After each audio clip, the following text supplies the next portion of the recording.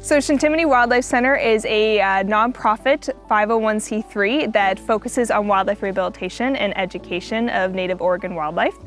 We take in Native Oregon wildlife from the largest service area in the state of Oregon. We get patients from Springfield and Eugene up to the Portland area, everything in between, Corvallis, Salem, Philomath, Albany, Lebanon. So we get about 2,200 patients every single year that we take in for rehabilitation with the hopes of being able to release them. We're not just rehabilitators, we also have our education team who will go out with our ambassador animals and educate the public, not only about these animals, but about the wildlife in our community. On the rehab side, we work with orphan, sick, and injured wildlife. Before an animal even comes in, we're doing a lot of work to work with our community members to see what the best course of action is for these animals and try to educate our community on the way.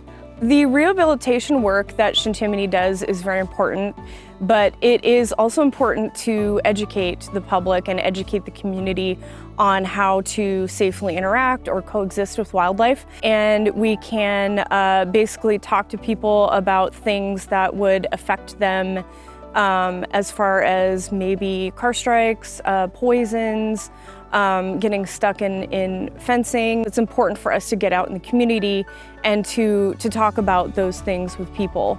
So we receive animals at Chintimini a variety of ways. We do rely a lot on our community members to get animals to us. As a really small team serving 6 counties, would that we could respond directly to wildlife, but that's a huge constraint that we face. So we're working with our community members to, whenever it is safe and appropriate, try to help finders find ways to bring the animals to us. Oftentimes we'll try to have a conversation with our finders first to see what's going on with an animal. You know, we know a lot about a variety of species, but ultimately we're also responding to individual situations. So we're working with our finders who are our eyes and ears on what is happening with this animal to figure out what are the next best steps should this animal come into us, and how can we get them here into our care if that's the most appropriate course forward. Our staff does a very good job at answering those questions, making sure that animals that do need to come to us do come, and those that don't can stay out in the wild and be able to survive on their own. From there on, they get an intake exam with a staff member. We start figuring out what the protocols and procedures are going to be for the rehabilitation process for each individual species. And then from there, they will continue on the rehabilitation process. They'll start in a smaller enclosure. As they progress, they'll get upgraded to larger enclosures until hopefully they make it to what we call our outback, which is our outdoor rehabilitation enclosures. That's pretty much the last stop that they go to be able to, one, build up flight muscles, learning how to fly, maybe learning how to hunt. They go through a lot of testing to make sure that they're ready to be released again. So once that process is completed, we then reach back out to our transport team, and they will be the ones to go out into whichever area that animal was found. We release our patients within a 10-mile radius of where they are found in the proper habitat, ideally away from people as best as possible. And so they'll be released and they'll get to go hopefully live their lives again as wild animals. Our work is so much different from working with domestics. We want to see feistiness. We want to be growled at. We want to be, if it's a barn owl, we want to be screamed at. Because that, you know, ultimately these animals, they are surviving out in the wild, and we want that wildness in them. Wildness means that they have the best shot at survival. My favorite part about being a part of Chintimini is probably being able to release wildlife, you know, back in.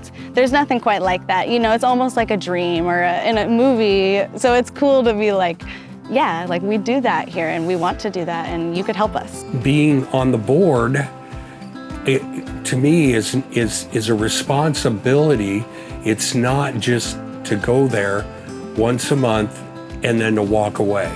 This is a quality organization that gives back to the community. They take what they can and they make something beautiful out of it. And that is giving it back to, with education, with a place that injured animals can go to. You know, that's why I have this drive to keep this place alive. To those who have donated, I cannot even begin to express how grateful we are. Every little bit that comes in means the world to us, whether it be donated items from our wish list, monetary donations, donated time. Every little bit makes a difference at this organization. We see the impact daily. I see it when we get donations that are coming in. Not only is it bringing a smile to our face, but it is directly impacting staff and the animals that we're taking care of, as well as the community members that we're helping with the wildlife that are coming to us as well. It's very magical working and being around a place like this. You do kind of like step in like this weird little atmosphere. It's very much engulfing. There's so much to do. There's so much work to be done. There's so much to care about. There's so many people to be served. There's something amazing about getting that all together in one place, cooperating for a common good. Being able to talk about the work that we do, the experiences and the success stories, how somebody can get involved, how somebody can participate in Chintimini and our mission and our goals. It is just unfathomable the amount of excitement that everybody has. So it's not just the central Willamette that we're impacting wherever we go.